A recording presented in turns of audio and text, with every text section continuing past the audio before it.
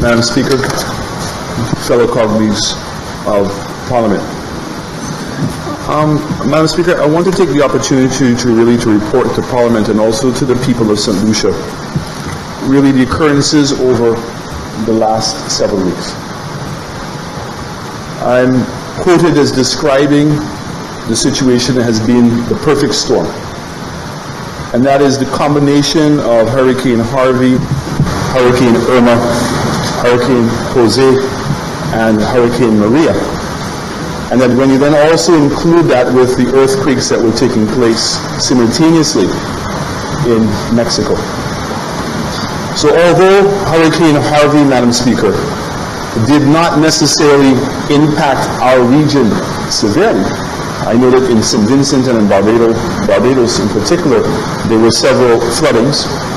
But Harvey obviously laid much damage to the state of Texas, and in particular to the city of Houston.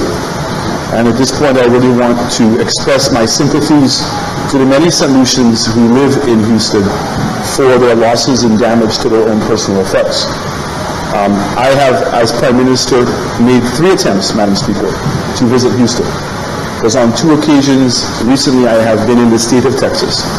And unfortunately, for one reason or another, we've not been able to coordinate with the diaspora, either that it was too early, or in fact that they were now doing many issues themselves, and for personal reasons it could not happen. But my intention is to be able to visit our St. Lucian diaspora in Houston as soon as it's possible. And that also applies, Madam Speaker, to our St. Lucians who live in St. Martin, in St. Croix in particular. We all know that we have a lot of St. Lucians who are living in St. Croix. But the fact is that Houston is a critical gateway for the Caribbean, not only for airlift, but obviously for cargo. And that Houston was literally taken out of commission for a period of time.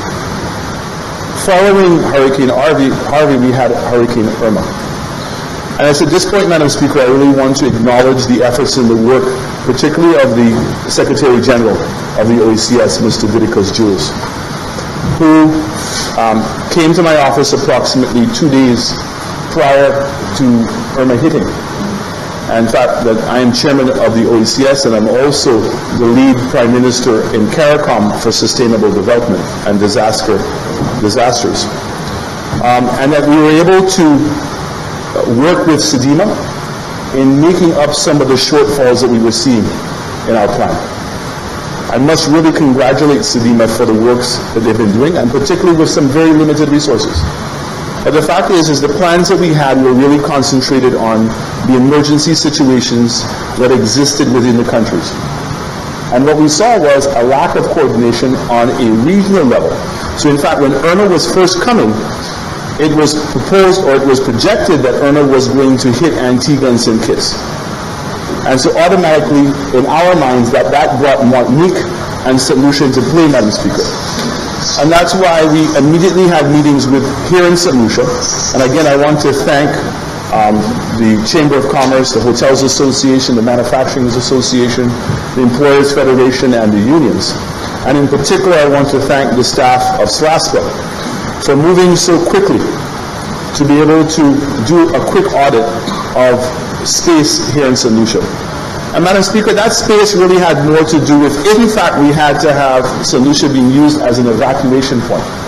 Meaning that if in fact jets could not arrive into Antigua and to St. Kitts, and that they had to extract people who were either hurt or tourists or nationals that needed to be evacuated, that they would not be able to do so, Madam Speaker.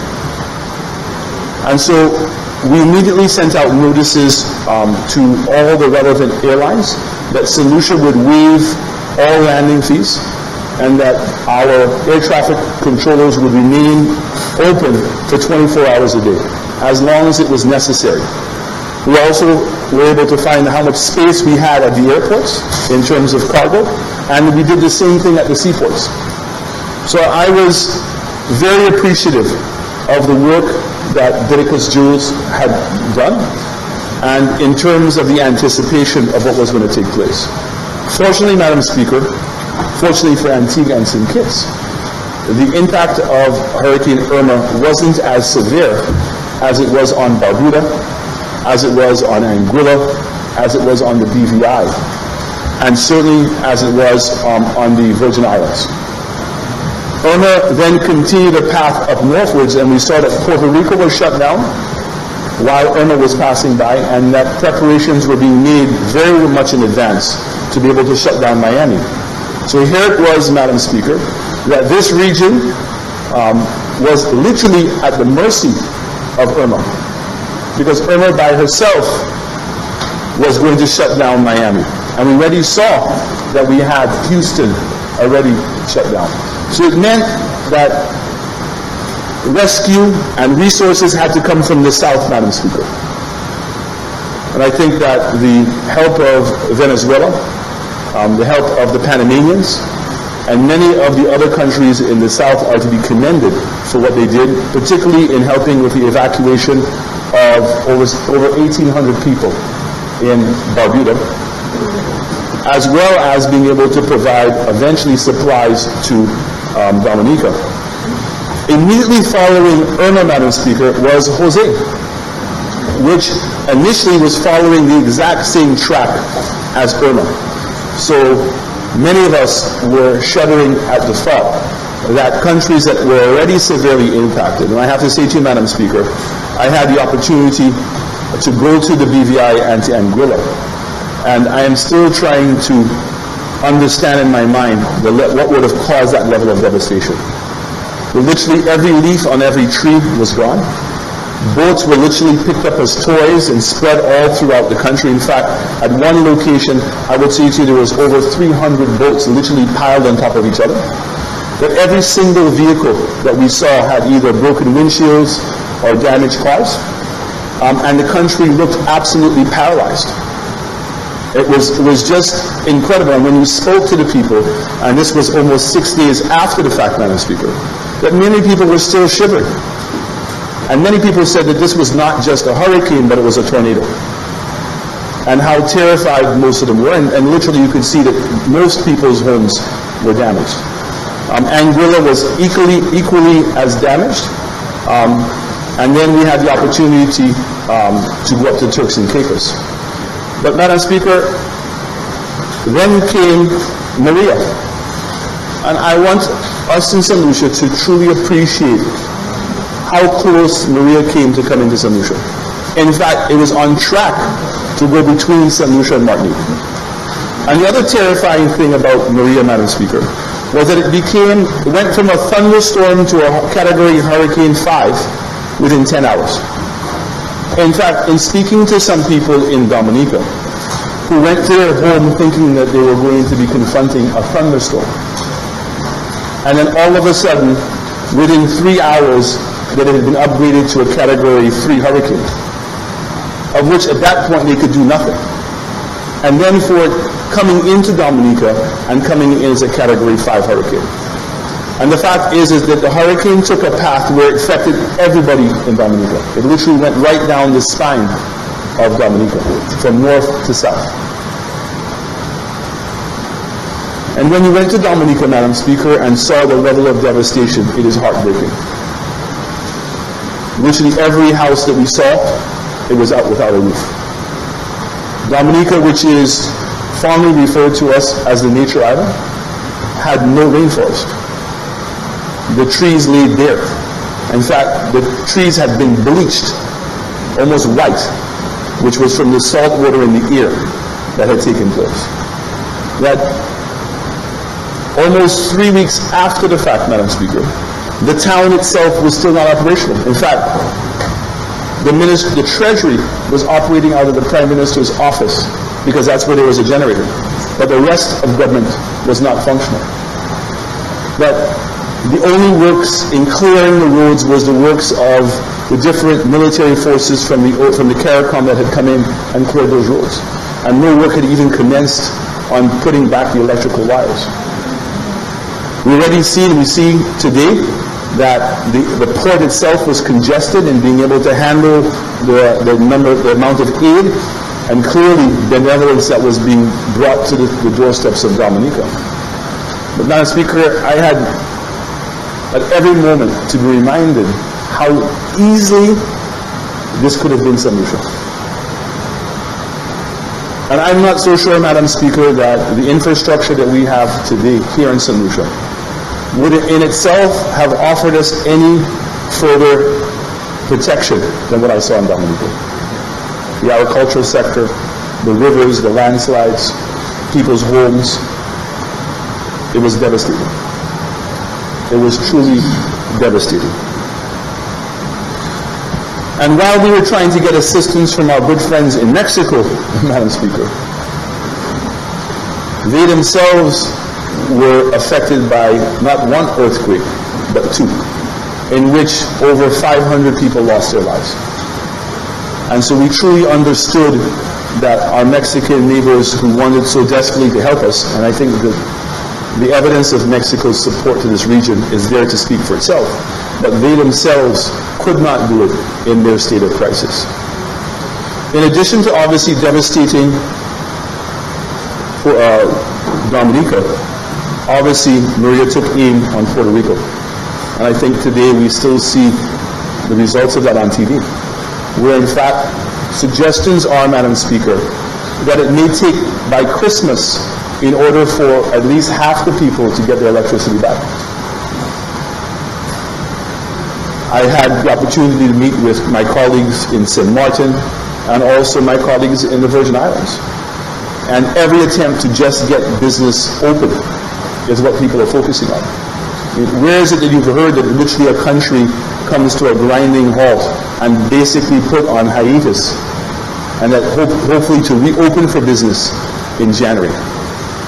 And Madam Speaker, while we are very grateful that the Lord spared us, but at the same time we must recognize the impact that this has had on even St. Lucia. The number of St. Lucians who live and worked in those islands that were repatriating funds back to us. The opportunities for agriculture in terms of our farmers who were sending stuff to those northern islands, Madam Speaker. And no one knows when those countries are going to open up for business.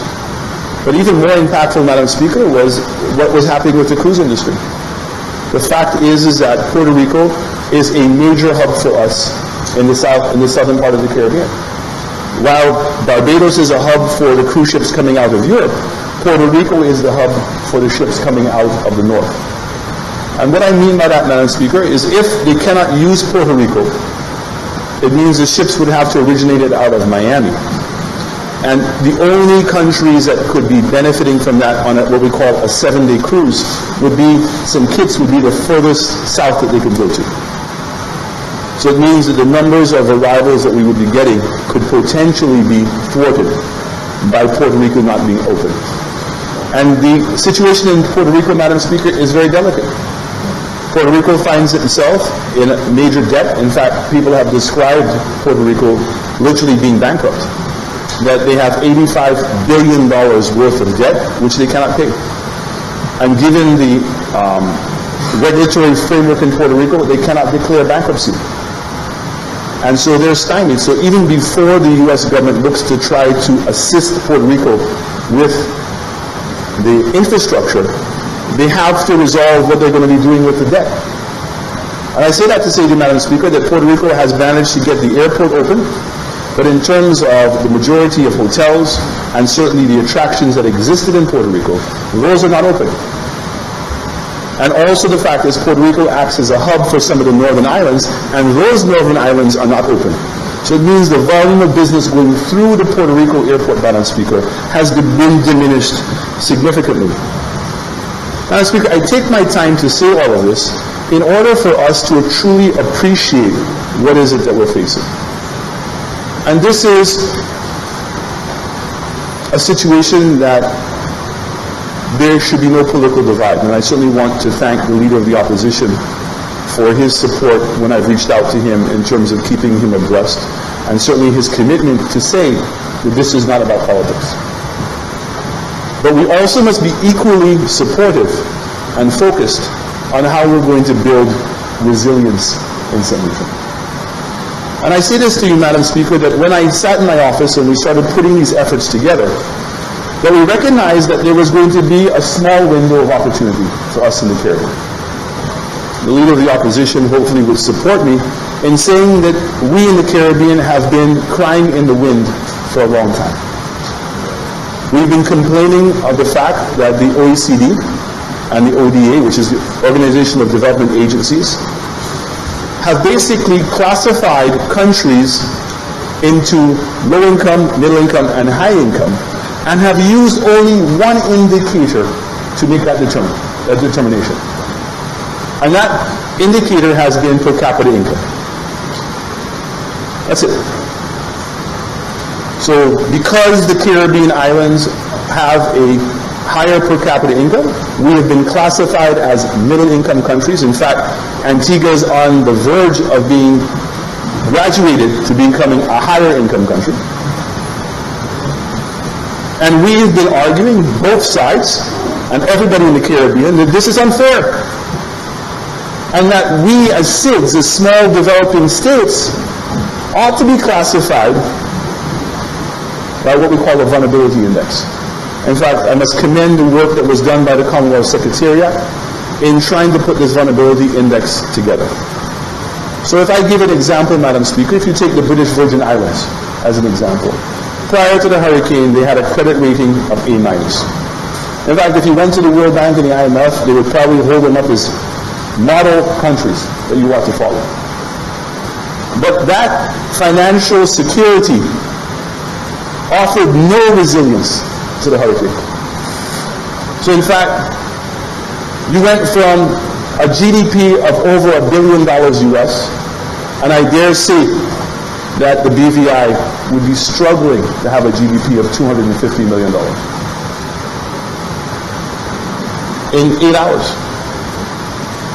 So when we say that you can't use just one classification, one indicator to make that determination, we have gone to meeting after meeting after meeting.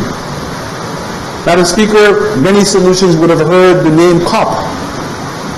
And again, the world came together in Paris, I think it was in 2016, Madam Speaker, and there was a huge euphoria at the fact that we were able to sign this agreement.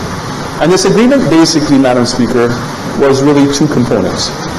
One, that the world had given a commitment to try to prevent the warming of the earth to exceed 1.5 degrees. So the cry was 1.5 to stay alive. And the second part was that we were going to put together a fund of $100 billion, Madam Speaker. And that fund would be divided into two parts. One was called mitigation, and the other one was called adaptation. And I want to take this time, Madam Speaker, to define what those are. Mitigation, Madam Speaker, is to do things that are going to reduce the emissions into the hemisphere.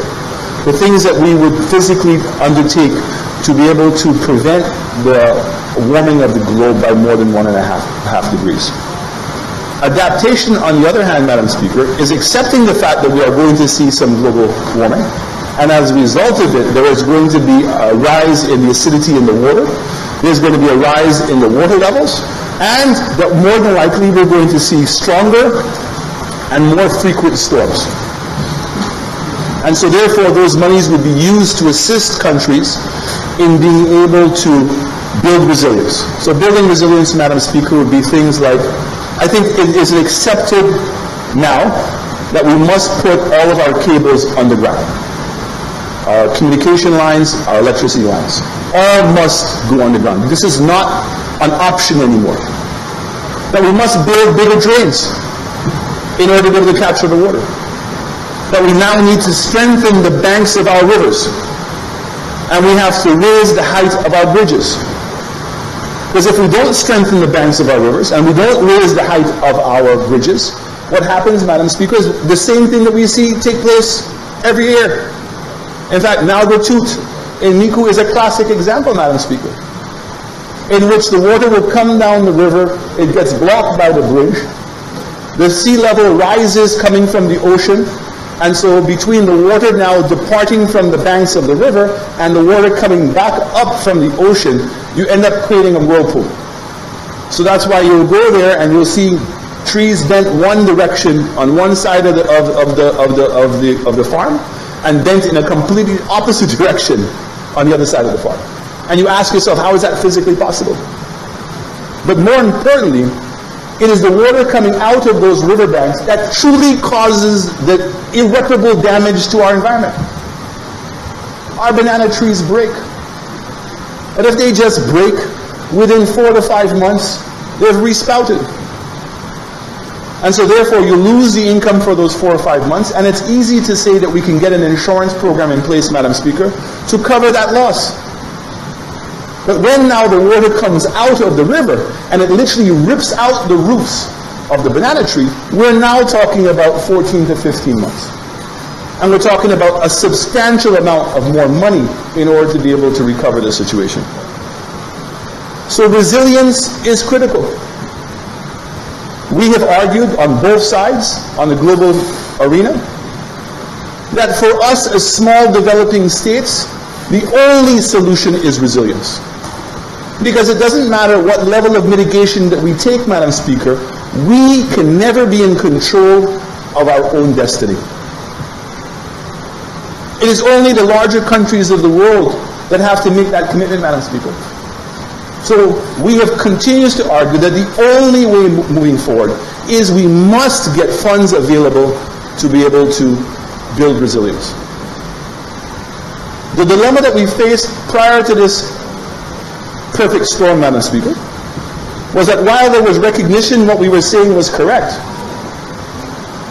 the $100 billion has not been manifested. In fact, it remains a number on a piece of paper, a wish list, a hopeful number that we might be able to get.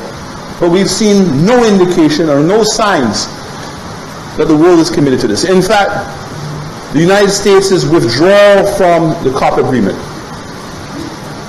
is another indication that the likelihood of us meeting $100 billion is not very strong. So I say this to you, Madam Speaker, that when we sat there as Irma was coming, we recognized that there was an opportunity. An opportunity to go one more time, because now not only did we have the empirical evidence, we now had the physical evidence of the impact of these storms on our region. And in the fall, Madam Speaker, there are a series of meetings that take place. There is what we call UNGA, the UN General Assembly meetings. Weeks afterwards, there is the World Bank and the IMF meetings. And then in November, we have COP. And I used my position both as chairman of the OECS, as well as the chairman of the sustainability portfolio, to now put together a strategy for us when we attended the UN. And I really want to thank, in particular, Prime Minister Gaston Brown and Prime Minister Roosevelt Skerrit, and the countries of St. Vincent and the Grenadines, the Prime Minister of Grenada, for the work that they did. And basically, if you listen to the speeches that we all delivered at the UN, we repeated the same things. That there needs to be, and we need to address the OECD and ODA classifications to us as countries. That we need to find funds that we can put together that we can have access to, and that we must focus our efforts on how we're going to draw down on those funds. Because that's the next problem. If you look at Haiti over the years as to how many billions of dollars was made available to Haiti to deal with their earthquake, how long has it taken for those funds to be drawn down to actually be spent to resolve the problem? And as solutions, and this is where the common sense comes in. So here we are prior to a hurricane, going through a very methodical process to get projects approved. But once the hurricane hits, there's no rules. If we have to do excavation, nobody's looking at any, people want to solve the problem now. And our message to the world is that we are in crisis. Our message to the world, Madam Speaker, is that time is our enemy. We see time being our enemy in three critical ways. One, the opportunity costs that are lost every day because of the impact of the hurricanes. How much money has been lost by our farmers? How much money has been lost by Liat? How much money is lost by all the different businesses in this region who were doing business with all those islands? How much money has been lost on those islands because they have been closed? And the sad part about the monies I'm speaking about, there is no potential for those funds to be refunded, Madam Speaker. So that's why we say it's opportunity costs that are lost. The second one, Madam Speaker, which is a very harmful one, is migration. We've now seen it in all the islands, Puerto Rico, St. Martin, the Virgin Islands, and Dominica, where people feel a sense of hopelessness. People have their children to take care of, and they have to make a choice. And while Antigua and St. Lucia and many of the other islands have opened up their doors to allow those kids to come in, and all kinds of facilitations have been made, the parents themselves question why they're staying there. And Madam Speaker, there is an invisible, I call it an invisible and maybe unappreciated asset that all countries have, and that's our middle class. These are the people that are the leaders in our communities, that volunteer their time, that are members of boards. And once these people leave, Madam Speaker, how do you replace them? And maybe even a more descriptive example is when you lose the rainforest in Dominica. Is there a store that you can go to and buy a rainforest that you can have it back tomorrow? So that you can go to the hardware store and fix up your roof or fix up your home, or you can fix up the road? Okay? It is impossible to replace a rainforest without waiting time. And the same thing applies to when you have migration. It is only once that country begins to recover and people see hope again, and that once people have moved and may have gotten comfortable where they are, whether in fact they ever come back.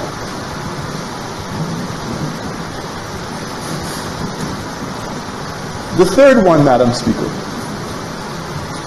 is that within 9 months, the next hurricane season begins. That's the reality.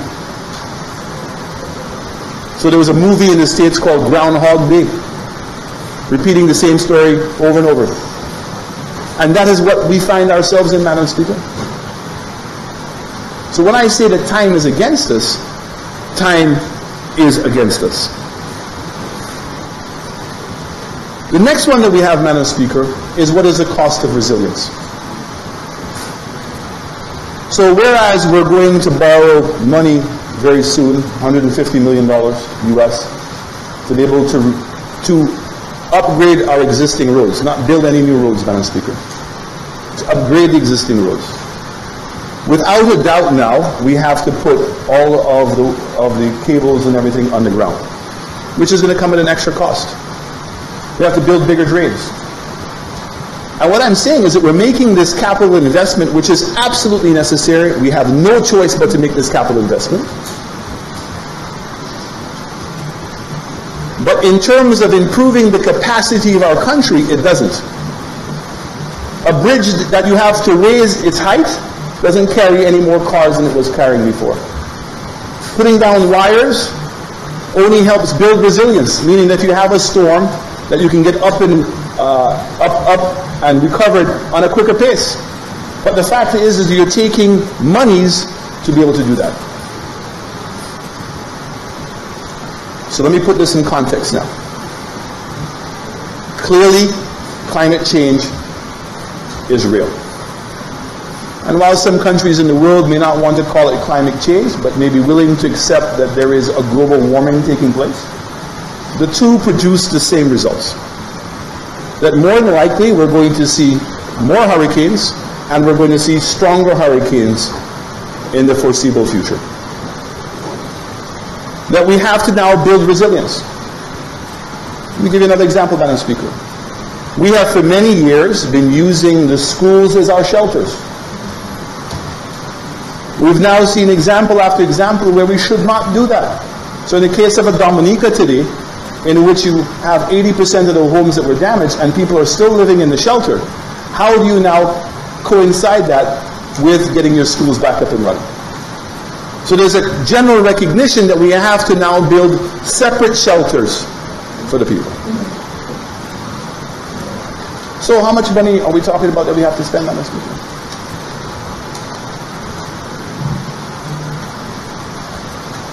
The problem at hand, Madam Speaker, is that when we look at the finances of our country, there is no money. Not only there's no money, Madam Speaker, the fiscal space, the amount of money that we can borrow, is being restricted by the current level of debt that we have and the level of confidence that people would have in our economy if we make no changes.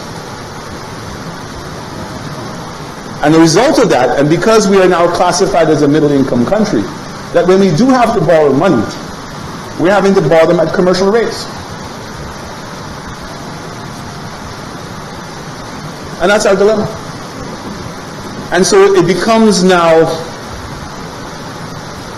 a self-defeating prophecy, Madam Speaker. That on one hand, you recognize the urgency of 9 months' time and the need to go and make this necessary investment, and almost want to say at any cost, because how do you put a value on people's lives?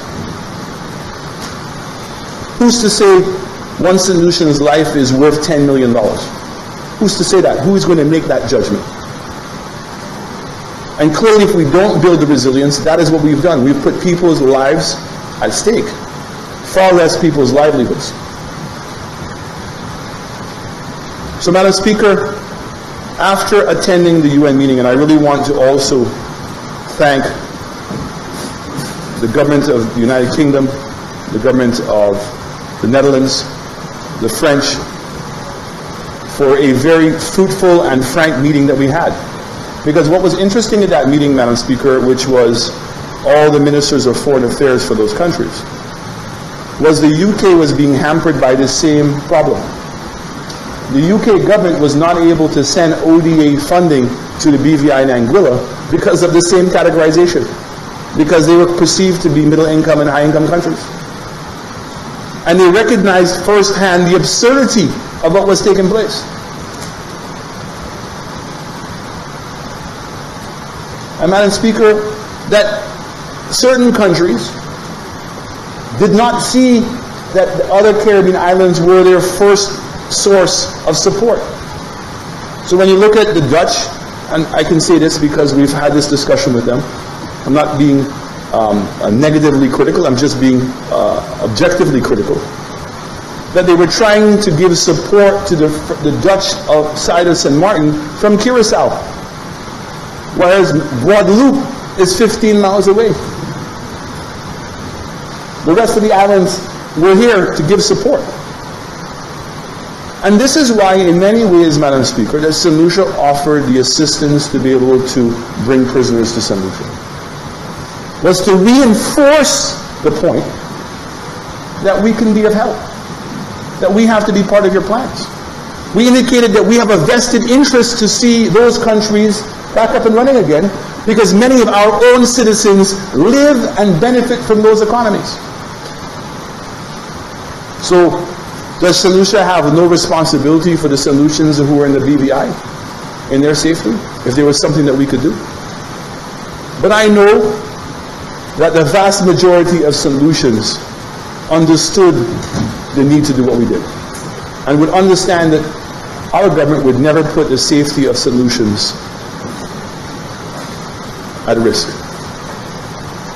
But I say all of this, Madam Speaker, that when we went to the UN, the Secretary General of the UN, who is the former Minister of Finance and Foreign Affairs from Portugal, and who was instrumental, Madam Speaker, it works out, that when Jordan and Lebanon were having difficulties when the Syrian war broke out, and millions of people were migrating to those two countries, that he helped negotiate with the OECD and the ODA that a special dispensation be made for them to allow them to borrow monies at a concessional rate, because they saw that that migration problem was not of their doing, that this was a migration of a global magnitude, and therefore that concession was made. And it's when we presented our case to him that he truly recognized what we were facing. But more importantly, Madam Speaker, he didn't stay in his office in New York. He traveled to Barbuda and he traveled to Dominica, and I know how grateful Prime Minister Gaston Brown and Prime Minister Roosevelt Skerritt were for his visit.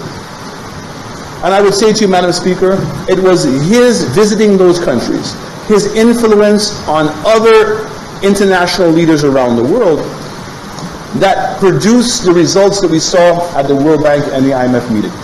And I want to go on record, Madam Speaker, to truly thank the staff of the World Bank and the IMF for the work that they put into those meetings and the high-level meetings that were orchestrated to deal specifically with this issue of climate change and the impact it was having on SID countries.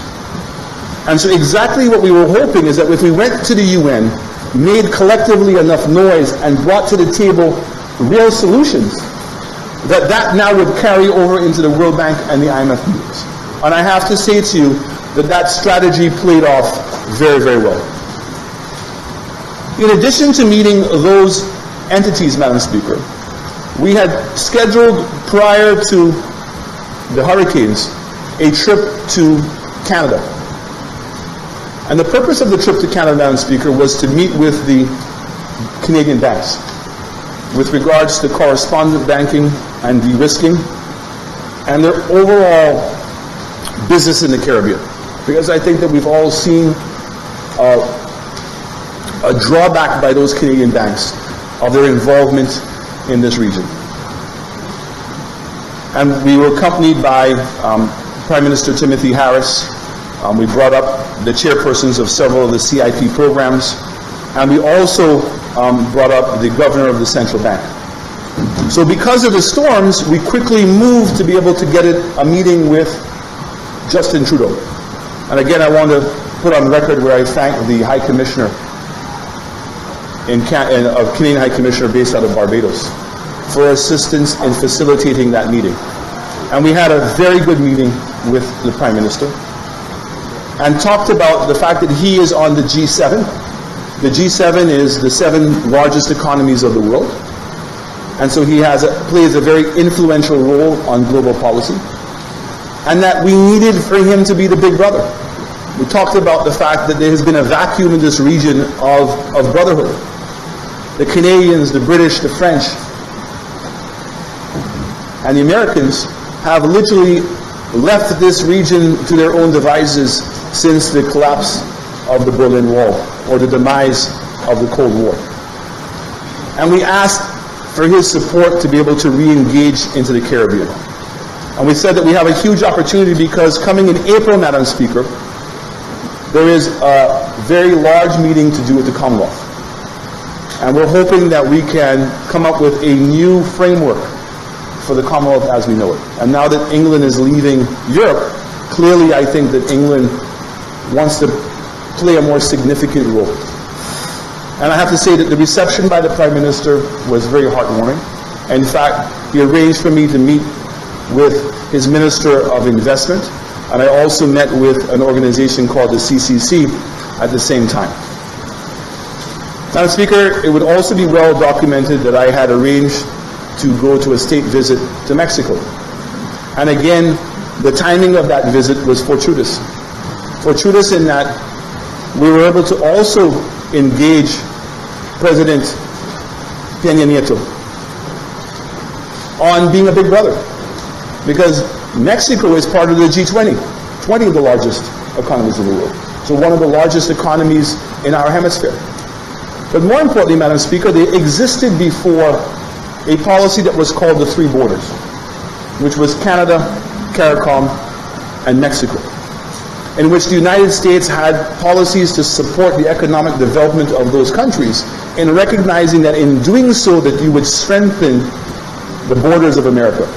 But again, with NAFTA, the demise of the Cold War, that seemed to have fallen on deaf ears, And many of the benefits that we had been receiving, we lost. So in part, what we did was had a meeting with Canada and also with Mexico to encourage them to reconsider having a Caribbean-Mexico-Canadian summit. So I'm very happy to say to you, Madam Speaker, at the CARICOM-Mexico summit that we had in Belize, that President Peña Nieto has agreed to put that forward. I know that we have gotten a verbal commitment from the Canadians, and I know that my colleague Prime Ministers in the CARICOM were very happy to hear that this is the direction we're going in. But as a first step, we're going to have a meeting with the governors of the central banks of Canada, Mexico, and CARICOM, hopefully as early as January, to meet to figure out how we can try to resolve this corresponding bank and de-risking situation. I say this all to say, Madam Speaker, that again, all of this came about because there was an opportunity where the world's attention was on the Caribbean. And again, in addition to the empirical evidence, we now had the factual evidence of the impact of what these hurricanes were on us. And the inability of our countries to be able to move forward without changing their thinking. So we have two meetings that are left for the rest of the year, Madam Speaker, that are very critical. One is we have the COP meeting, which is taking place in Bonn. There are several proposals that are being put on the table. One of them, Madam Speaker, is that we're participating in the development of what's called a white paper, a discussion paper, to look at the possibility of creating what we call a resilience bond. Because we don't believe that there's enough money available in the public sector to solve the Caribbean's longer-term problems. That we believe that we have to find a way to be able to attract private sector funds into it. There are trillions of dollars that are in either negative bonds around the world or in non-yielding deposits.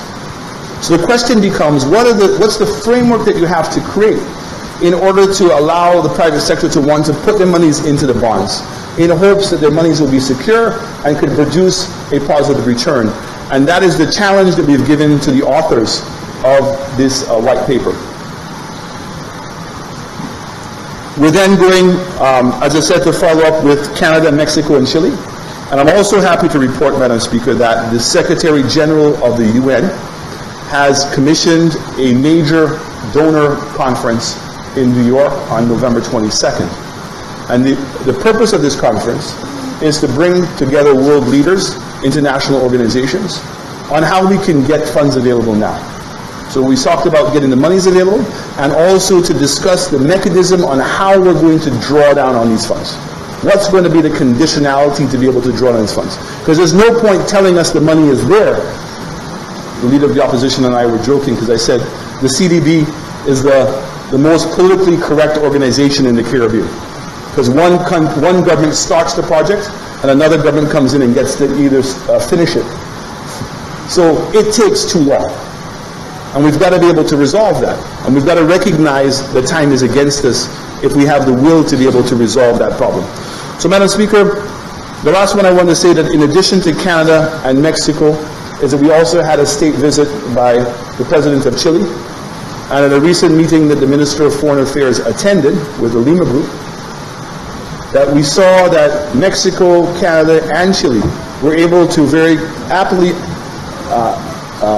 present our case to some of the larger countries that were there and to understand more of what's taking place in the Caribbean. And what we're trying to stop is this level of criticism that sometimes is laid upon us in terms of why we make certain decisions. And the fact is that we as a region have had to make decisions based on survival. And that sometimes some of the more loftier goals have to be set aside because you can't get funds elsewhere. And so I'm never going to be critical of any of my colleagues for some of the decisions they may make that I may either support or don't support, because I understand the predicament that they're all in. So I wanted to report that to Parliament, Madam Speaker, and to say that we're going to continue to be able to fight very hard to bring a practical solution in real time to the island of St. Lucia and hopefully to the wider Caribbean. I thank you, Madam Speaker.